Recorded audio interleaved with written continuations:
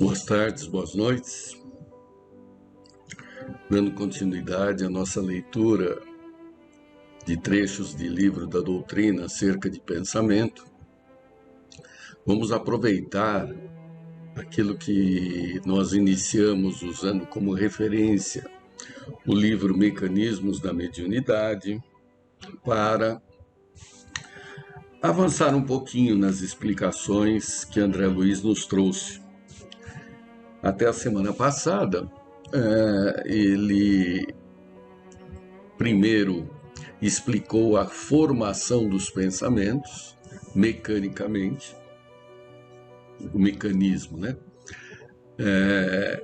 Que é pautado na fonte, que é o espírito, e avançou numa série de informações que permitem que a gente entenda melhor como isso tudo, qual é a nossa relação com o universo. Eu vou reportar um dos trechos mais importantes aqui, que tem consequências no entendimento sobre o mundo, usando as próprias palavras do André Luiz. Sei que já foi lido na semana passada, mas é uma introdução para a gente falar hoje. Ele falou de formas pensamentos e assim inicia. Pelos princípios mentais que influenciam em todas as direções, encontramos a telementação e a reflexão comandando todos os fenômenos de associação, desde o acasalamento dos insetos até a comunhão dos espíritos superiores, cujo sistema de aglutinação nos é, por ora, defeso ao conhecimento, ou seja, não nos é permitido conhecer, não atingimos esse conhecimento. Então, telementação e a reflexão são fenômenos consequentes dos pensamentos, que é o que estabelece as associações entre toda a criação. E aqui, quando a gente fala toda a criação, inclui, obviamente, os espíritos superiores, todo o reino animal, hominal, animal, vegetal e até material, que são essas atrações e repulsões da matéria, que são formas de expressões mentais. Uma dentro de um conjunto de leis da natureza e outras alteradas pelo livre-arbítrio quando esse princípio espiritual se torna um espírito. Vou ler rapidinho, que a gente já leu, só para a gente entrar no outro parágrafo, né? Emitindo uma ideia, passamos a refletir as que se lhe assemelham. Ideia essa que para logo se corporifica com intensidade correspondente à intensidade em sustentá-la, mantendo-nos assim espontaneamente em comunicação com todos os que nos esposem o mesmo modo de sentir, É nessa projeção de forças a determinarem o compulsório intercâmbio, quer dizer, o obrigatório intercâmbio com todas as mentes encarnadas ou desencarnadas que se nos movimenta o espírito no mundo das forças pensamentos, construções substanciais na esfera da alma que nos liberam o passo ou nolo escravizam, na pauta do bem ou do mal de nossa escolha. Isso acontece porque a maneira do homem que constrói estradas para a sua própria expansão ou que talha algemas para si mesmo, a mente de cada um, pelas correntes de matéria mental que exterioriza, eleva-se à gradativa libertação no rumo dos planos superiores ou estaciona nos planos inferiores, como quem traça vasto labirinto aos próprios pés. Então, olha que interessante, né? Nós distinguimos os nossos pensamentos como frutos do desejo e vontade. Desejo e instinto estão bem associados, São pensamentos de forma inconsciente, mas que nos amarram, nos prendem, nos ligam. Prendem não, nos ligam aos semelhantes que pensam como. Esta parte é vinculada à própria natureza, então nós não temos controle sobre controle, modo de dizer, mas nós não temos controle sobre fome, sede, que são situações do corpo, são biológicas, são formas, pensamentos inconscientes, são capazes de se assemelhar, todas as leis valem para ela, porém a nossa intervenção é menor, por enquanto, né? Já a vontade, ela faz parte desses pensamentos que temos controle absoluto. Se quisermos, decidimos o que fazer em todas as situações. E essa possibilidade alcança os desejos. Então, a nossa vontade pode se impor pelo desejo. Então, o nosso livre-arbítrio pode se impor sobre as leis naturais. Porque têm a mesma natureza, são pensamentos. Só que agora a gente pode participar, interferir, né, decidir, deliberar, e no outro não. Né? Nas decisões da natureza, são as leis da natureza que predominam, ainda que como um laboratório para desenvolvimento desse futuro livre-arbítrio. Não sei se ficou claro. Por isso que é um processo progressivo. E todas as associações de toda a construção universal obedecem a essas leis. E aí, André Luiz, ele entra num capítulo até técnico, um capítulo que exige um certo esforço próprio para entender por conta dos esclarecimentos que a gente teria adquirido na escola ou não. Então vamos aproveitar o momento aqui para avançar nisso, tentando facilitar o entendimento do que ele colocou. Corrente elétrica e corrente mental. Então olha só que interessante, já começa pelo título. Corrente elétrica é aquilo que passa lá no fiozinho, é o que passa naquelas lâmpadas compridas, tem corrente elétrica ali, né? E há uma associação com corrente mental, há uma associação, há um paralelo. Então, se a gente entender corrente elétrica, dá para inferir e entender um pouquinho sobre corrente mental. Então, vamos lá falar da corrente elétrica, já antes de ler qualquer coisa. Por definição, na física, se define corrente elétrica como um movimento ordenado de partículas que possuem carga elétrica. Aí volta lá, o que é carga elétrica? Carga elétrica é uma propriedade da matéria,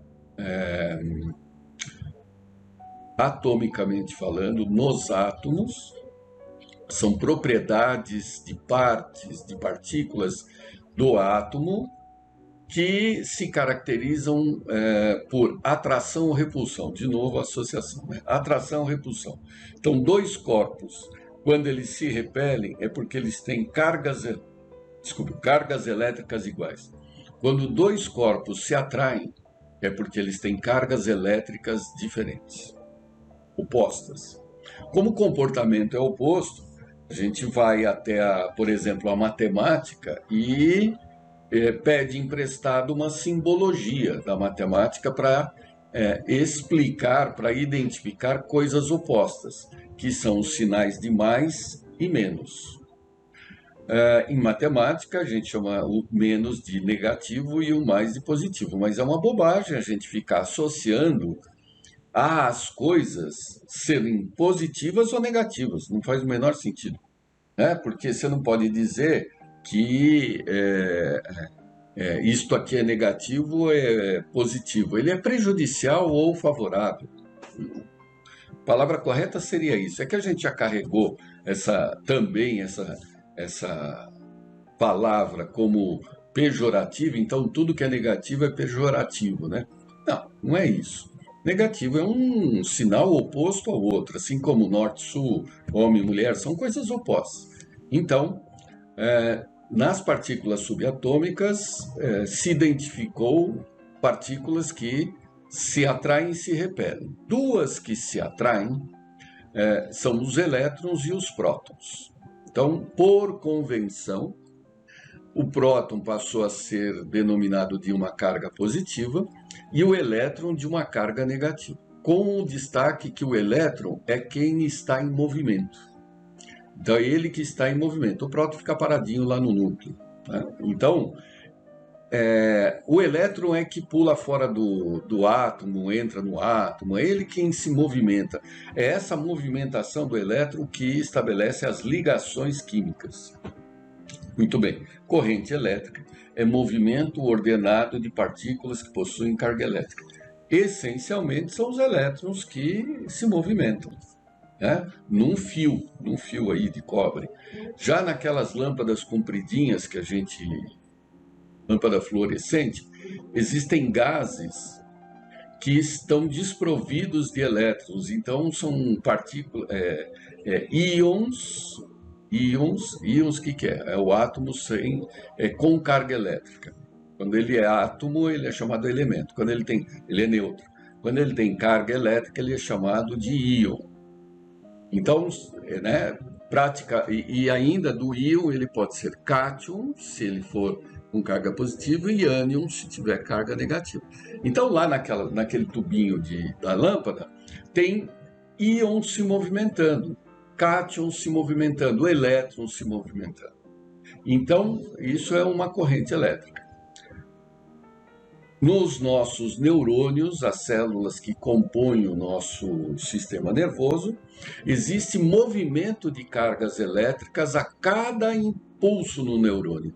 O neurônio funcionando, ele só está funcionando quando há movimento de cargas elétricas sobre ele.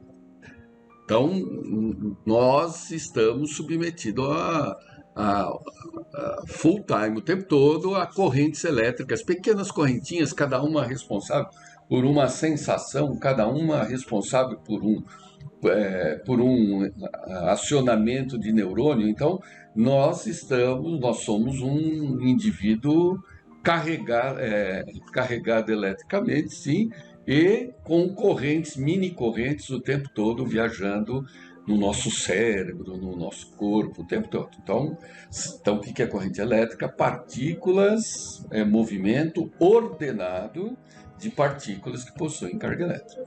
Tá? Então vamos ler o que ele fala aqui. Dínamo espiritual.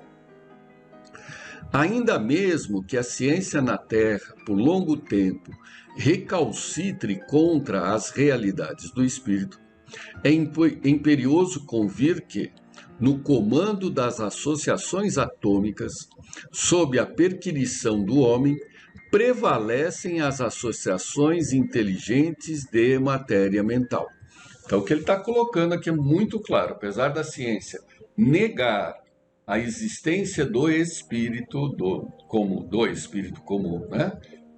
conceito, dizendo que a ciência é materialista. A ciência estuda a matéria, porque espírito não é constatável em aparelho. Por isso que ela acha que não existe. Então, porque ela só constata aquilo que é possível observar direto ou indiretamente com o aparelho. Ou deduzir através de uma lógica, um modelo atômico, faz experiência para ver se vale, é isso. Então, até o momento não foi reconhecido o espírito dentro da ciência. Ok?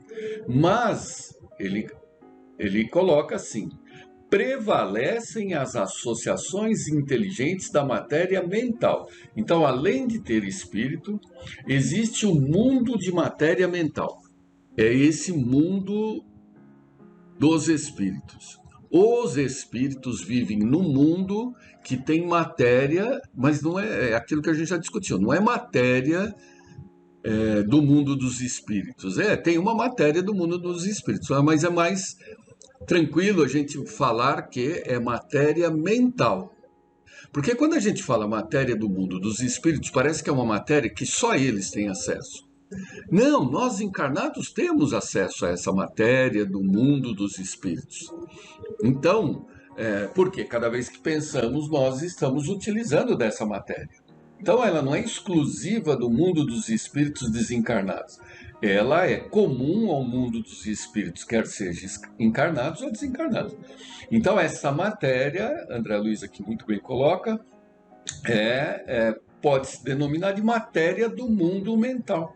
Pronto, quando você fala em matéria do mundo mental, já abrange o mundo dos espíritos desencarnados e o mundo dos encarnados. E esse intercâmbio, essa convivência, essa vivência com essa dualidade existencial que o encarnado tem, ele manipula tanto a matéria do mundo corpóreo quanto a matéria do mundo mental. Nós, encarnados, temos um privilégio, porque a gente consegue colaborar, participar, interferir deste mundo espiritual através do pensamento, que cria, destrói, usa a matéria do mundo mental e a matéria corpórea. Já os espíritos desencarnados, não. Eles estão restritos a manipular a matéria do mundo mental. Como é que os espíritos manipulam a matéria do mundo corpóreo? Não manipulam. Eles precisam de um intermediário, que é o médium. Fechou o conceito? Isso que ele é um intermediário. Os espíritos precisam de um médium para manipular isso. Quando a gente fala assim, é sobre a mediunidade de efeitos físicos. O nome já diz, efeitos físicos e efeitos sobre a matéria do mundo corpóreo. Então, os espíritos, eles precisam do intermediário para manipular isso aqui, ainda que o médium não tenha consciência disso. Então, tranquilo? Vamos lá. O espírito encarnado ou desencarnado, na essência, pode ser comparado a um dínamo complexo, em que se verifica a transubstanciação do trabalho psicofísico em forças mento-eletromagnéticas. Forças essas que guardam consigo, no laboratório das células em que circulam e se harmonizam, a propriedade de agentes emissores e receptores, conservadores e regeneradores de energia. Nossa, vamos lá, vamos frase a frase. O espírito, encarnado ou desencarnado, na essência, pode ser comparado a um dínamo complexo. O que é um dínamo, né? O que é um dínamo? O pessoal mais antigo aí era muito claro isso. Tinha na bicicleta, a bicicleta você está pedalando lá. É mecânico aquilo. Aí saiu no mercado um aparelhinho, né, uma bolinha lá que você associa à roda da bicicleta e quando a roda está girando, gira o eixinho daquele aparelho e uma lâmpada acende. Nossa, é um negócio extraordinário. É a invenção do século passado, né? O que está por trás de tudo isso? Transformação de energia de movimento da bicicleta, energia mecânica, em energia elétrica. Esse aparelhinho que transforma energia mecânica em energia elétrica é o dínamo. É o dínamo. Não é difícil de entender. Nós vamos até ter a oportunidade de falar como funciona um dínamo, né? Mas é surpreendente, surpreendente. Por quê? Como é que você, através de um trabalho mecânico, mexer as pernas, rodinha e tal, consegue fazer corrente elétrica funcionar, acender uma lâmpada? Você pega esse dínamo e transforma no tamanho de uma turbina de hidroelétrica, é graças a esse super dínamo que nós temos a energia elétrica que chega nas nossas casas. Como? Tem a água que está parada lá, precisa represar a água, precisa parar, não adianta deixar só a água correndo, pouquinho, um rio, porque você vai conseguir pouca transformação. Não, você precisa de uma represa, acumular água, acumular energia mecânica gravitacional, está lá. Aí, o que acontece? Coloca-se turbinas. O que é turbina? É um dínamo de bicicleta, a mesma coisa. E aí se abre a comporta e aí a água vai passando por pazinhas que vão fazendo girar a turbina e vai transformando a energia mecânica da água, a energia movimento da água, como a roda da bicicleta, em corrente elétrica, em energia elétrica, em cargas elétricas em movimento. E aí essa corrente elétrica, ela sai lá de Itaipu, vamos falar da nossa usina que alimenta aqui São Paulo, ela sai lá da usina, essa corrente elétrica, e chega aqui na minha tomada. Tá? Só que ela para ali, então não tem corrente na minha tomada. Ah, tem sim, porque tem dois tipos de corrente, corrente contínua e alternada. Nessa que a gente está discutindo aqui é a alternada. O que significa alternada? A corrente vai e volta, ela vai e volta. Sabe quanto? Daqui até Itaipu, 60 vezes por segundo. Como é que é? É isso mesmo. A energia elétrica aqui, a corrente elétrica formada agora em Itaipu, agora, nesse instante, porque a turbininha lá tá mexendo, ela chega até a nossa tomada aqui e volta 60 vezes em um segundo. Quando eu enfio a torradeira na tomada, aí ela faz o papel. É a hora que fecha o ciclo. Por quê? Porque daí a corrente passa pela torradeira, passa pelo filamento e o filamento esquenta. Então é energia elétrica se transformando em energia térmica. Por isso que a torradeira funciona. Se eu tirar da geladeira, se eu tirar da tomada, cortou o circuito. Então, a corrente não se estabeleceu de forma plena ainda. Tranquilo? Então, esse é o conceito de dínamo. E aqui ele continua, o espírito encarnado ou desencarnado, na essência, pode ser comparado a um grande dínamo complexo, em que se verifica a transubstanciação. O que é transubstanciação? É que uma coisa passe a ter características de outra. A grande transubstanciação que todos conhecem é transubstanciação porque é simbólica. É a transformação da hóstia no corpo de Cristo. Quando você vai lá na igreja, você vai se comungar. O que o padre fez? Ele fez uma transubstanciação lá no altar antes, num ritual, em que aquela hóstia, que é pão, é farinha com água, ele converteu o nome não é converter, é transubstanciação, transubstanciou aquilo no corpo de Cristo. E aí, quando ele vai te colocar na boca lá, ele fala, este é o corpo de Cristo, não é a hóstia. Você ali está tomando o corpo de Cristo. Isso é transubstanciação. É trazer para uma coisa as características de outra, simbolicamente. Fora a transubstanciação, tem a transformação material mesmo. Que por exemplo, o chumbo vira ouro. A coisa dos alquimistas. E era alquimia, não era química, era conhecimento esotérico somado. Mas hoje a ciência sabe que, teoricamente, não é só teoricamente, não, mas é possível transformar, entre aspas, chumbo em ouro. Exemplo? Sim, naturalmente acontece. O urânio, que é um elemento químico, acima do chumbo, ele é radioativo e ele vai emitindo as radiações naturais dele e aí ele vai degradando, ele vai mudando quem ele é, chega uma hora que ele para no primeiro sujeito que não é radioativo desse ponto, que é o chumbo. Então, urânio, no final da vida dele, quando ele emitir todas as radiações, ele chega até chumbo. E se um elemento químico desses consegue virar chumbo, pode-se perceber que o chumbo pode virar qualquer outro elemento, até o mais simples, que é o hidrogênio. Então, o Sol, por exemplo, o Sol é o hélio, ele é um gás, o Sol chamado de hélio porque tem o gás hélio.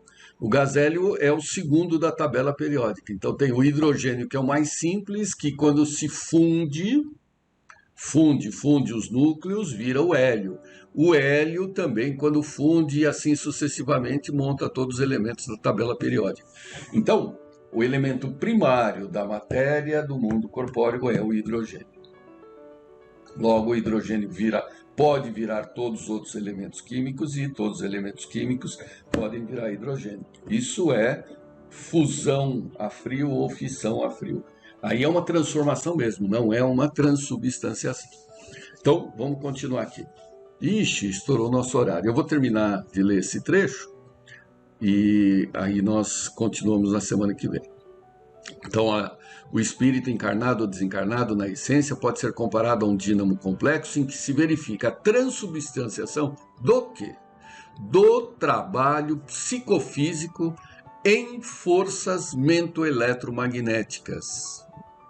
Forças essas que garantem consigo, no laboratório das células em que circulam e se harmonizam, a propriedade dos agentes emissores e receptores, conservadores e regeneradores da vida. Nós paramos aqui, transubstanciação do trabalho psicofísico em forças mentoeletromagnéticas. Semana que vem nós retomamos a partir desse ponto. Até mais.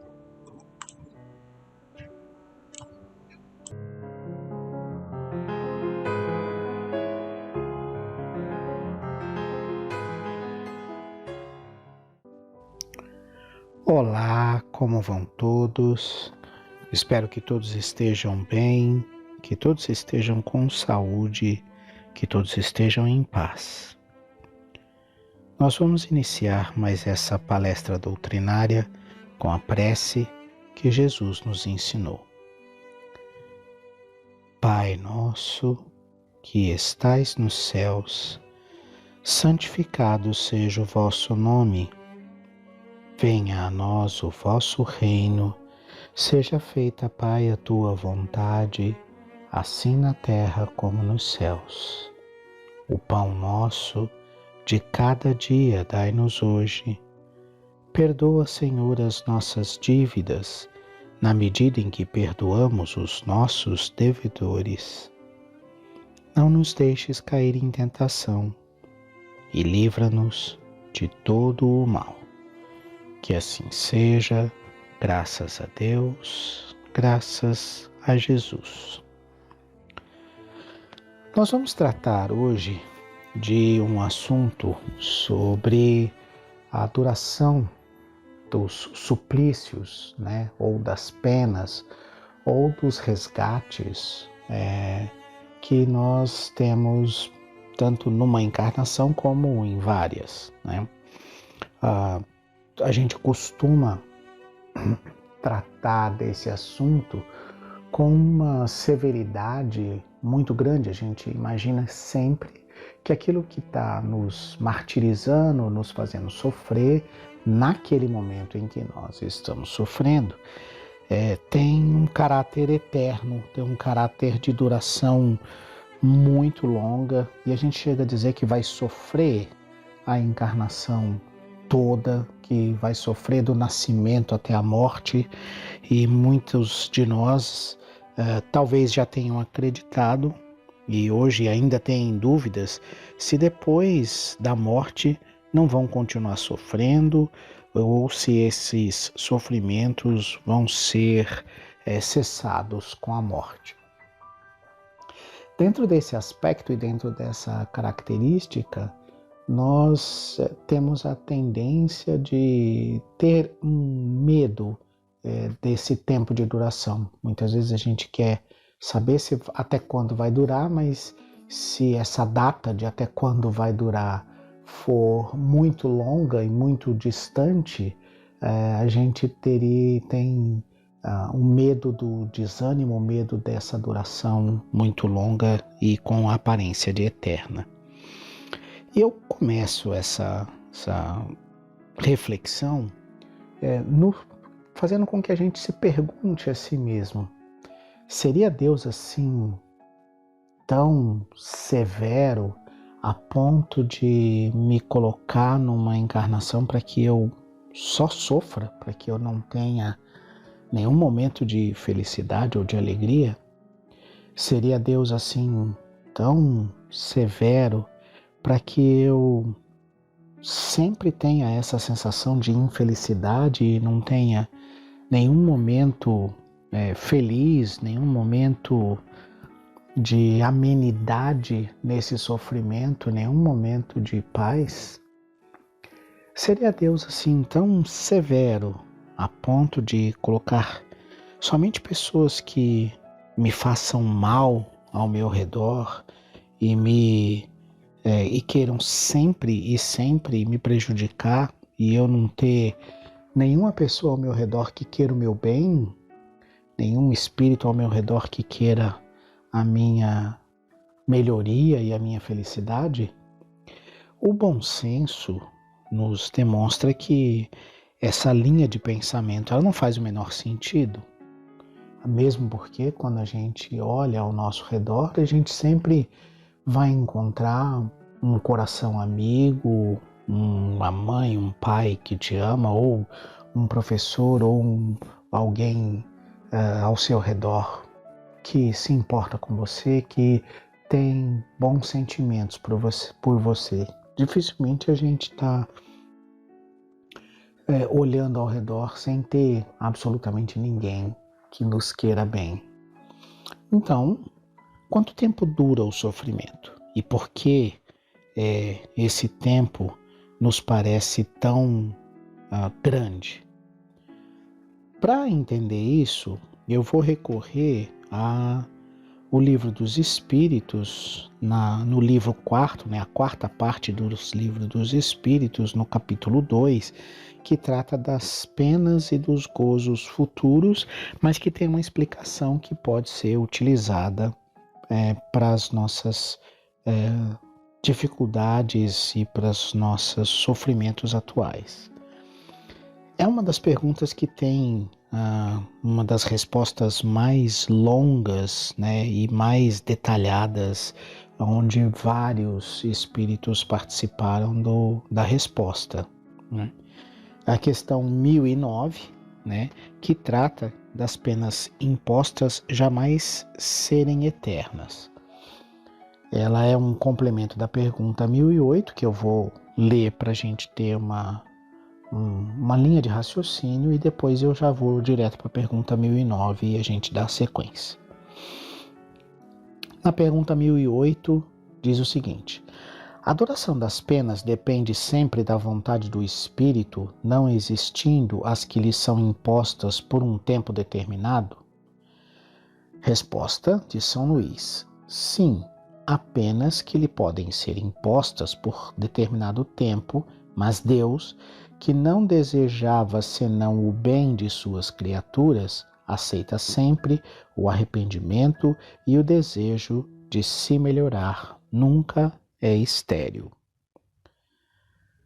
E aí nós vamos para a pergunta 1009, que diz o seguinte: segundo isso, as penas impostas jamais seriam eternas. Resposta: essa primeira é de São Luís. Consultai o vosso bom senso, a vossa razão, e perguntai se uma condenação perpétua, em consequência de alguns momentos de erro, não seria a negação da bondade de Deus, que é, com efeito, a duração da vida, mesmo que fosse de 100 anos, em relação à eternidade? Eternidade. Compreendeis bem essa palavra? Sofrimento, tortura sem fim e sem esperança, apenas por algumas faltas. Não repugna ao vosso próprio critério semelhante pensamento? Que os antigos tivessem visto no Senhor do Universo um Deus terrível, invejoso e vingativo, compreende-se. Na sua ignorância, emprestaram à divindade as paixões dos homens. Mas não é esse o Deus dos cristãos, que coloca o amor, a caridade, a misericórdia, o esquecimento das ofensas no plano das primeiras virtudes. Poderia ele mesmo não ter as qualidades que exige como um dever? Não há contradição em se lhe atribuir a bondade infinita e a vingança infinita? Dizeis que, antes de tudo, ele é justo e que o homem não compreende sua justiça. Mas a justiça não exclui a bondade, e Deus não seria bom se destinasse às penas horríveis e perpétuas a maioria de suas criaturas. Poderia fazer da justiça uma obrigação para seus filhos se não lhes desse os meios de a compreender? Aliás, não é sublime a justiça unida à bondade que faz a duração das penas depender dos esforços do culpado para se melhorar?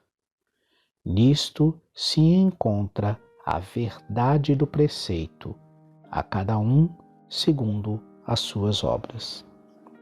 Então, nessa primeira resposta de São Luís, a gente observa que essa agonia, essa dificuldade, essa dor, essa sensação que a gente chama de sofrimento, ela está diretamente relacionada à nossa incompreensão às leis divinas. Então a gente não compreende muito por que é que está sofrendo, né? A gente não compreende muito o porquê daquela dificuldade naquele momento e, consequentemente, por não compreender, a gente tende a seguir a ideia de que é injusta. Já que eu não estou compreendendo por que é que eu estou sofrendo, só pode ser uma injustiça. É assim que a gente se posiciona.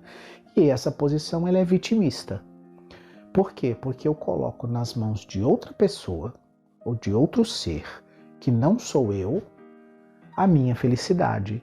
E, consequentemente, eu também estou colocando nas mãos de outro ser a minha infelicidade, ou seja, o meu sofrimento.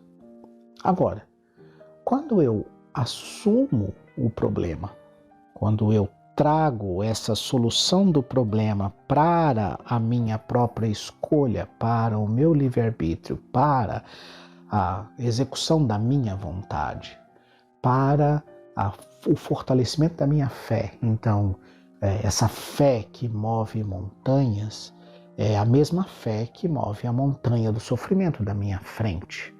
E essa fé é algo que está em mim. Sou eu que posso empreender os esforços necessários para que aquele sofrimento termine. Sou eu que posso empreender os esforços necessários para compreender por que é que eu sofro e, consequentemente, deixar de fazer as coisas que me fazem sofrer.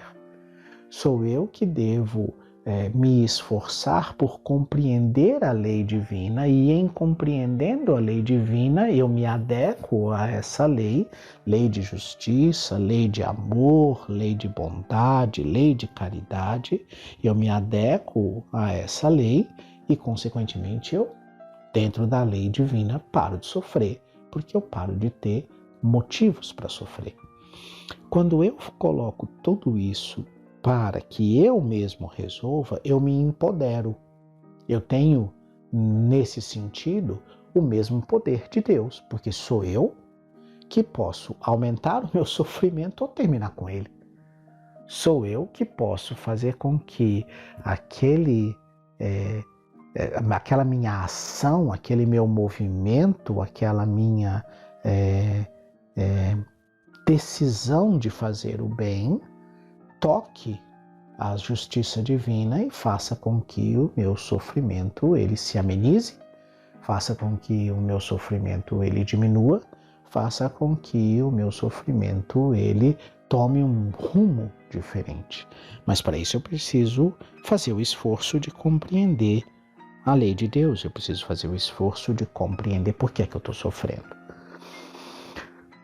Desse ponto de vista, o Evangelho segundo o Espiritismo, ele coloca muito claramente que se a gente se concentrar não só no nosso sofrimento, mas se dos nossos esforços estiverem relacionados com amenizar o sofrimento do próximo, isso faz com que a gente tenha uma espécie de bonificação de esforço, como se o meu esforço por amenizar a dificuldade e a dor do próximo, que a gente chama de caridade, esse movimento, né? Como se esse esforço de diminuir o sofrimento do próximo contasse em dobro para mim. E por misericórdia e por bondade, isso amenizasse o meu próprio sofrimento, além de me dar aquela sensação de dever cumprido que cauteriza e acalma a minha consciência. Então, lá no capítulo 5º do Evangelho segundo o Espiritismo, quando os espíritos tratam de quanto tempo dura essa prova e o que a gente pode fazer para pôr termo às nossas provas e aos nossos sofrimentos, essa resposta está sempre relacionada ou direcionada ao sacrifício que eu faço para dar diminuição ao sofrimento do próximo. Então, quando ele fala do verdadeiro cilício, ele fala do sofrimento que eu faço para diminuir o sofrimento do próximo, né? Então, eu imponho a mim restrições, né, para que o próximo não tenha essas mesmas restrições que eu estou sentindo. Então, se eu estou sentindo fome, eu conheço a fome e eu reduzo a minha porção de alimento, mas não para fazer uma poupança doentia e egoísta, mas eu reduzo a minha porção de alimento para compartilhar o alimento que eu tenho com o próximo que também está passando fome. Novamente, isso conta como se fosse em dobro, isso conta como se fosse amenizar os meus sofrimentos, porque na medida em que eu enxergo o sofrimento do próximo, o meu próprio sofrimento diminui de tamanho. Então é essa ação de paciência, de resignação com aquilo que está acontecendo comigo e o olhar caridoso, atencioso, preocupado com a dificuldade do outro, enxergando na dificuldade do outro algo maior do que a minha, diminui a minha dor, diminui as minhas dificuldades na medida em que eu amo o próximo como a mim mesmo.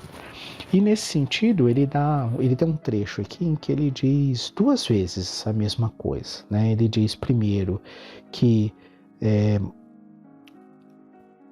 quando ele, no capítulo 5º do Evangelho segundo o Espiritismo, ele diz o seguinte: pensam alguns que uma vez que se está na Terra para expiar, é necessário que as provas sigam o seu curso. Há outros que chegam a pensar que não somente devemos evitar de atenuá-las, mas também devemos contribuir para torná-las mais proveitosas, agravando-as. E aí ele conclui dizendo, é esse o trecho que eu quero pegar, é um grande erro.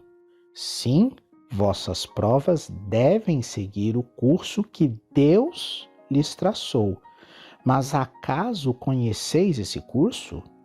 Sabeis até que ponto elas devem ir? E se vosso Pai misericordioso não disse ao sofrimento deste ou daquele vosso irmão, não irás além disto? Sabeis se a providência não vos escolheu, não como um instrumento do suplício para agravar o sofrimento do culpado, mas como bálsamo consolador que deve cicatrizar as chagas abertas pela sua justiça? Num outro trecho, nessa mesma resposta de um espírito protetor em Bordeaux, né, o Bernardin, ele está respondendo, deve-se pôr termo às provas do próximo quando se pode ou devemos, por respeito aos desígnios de Deus, deixá-las seguir o seu curso. No finalzinho dessa resposta, ele tem a seguinte colocação, ele diz o seguinte: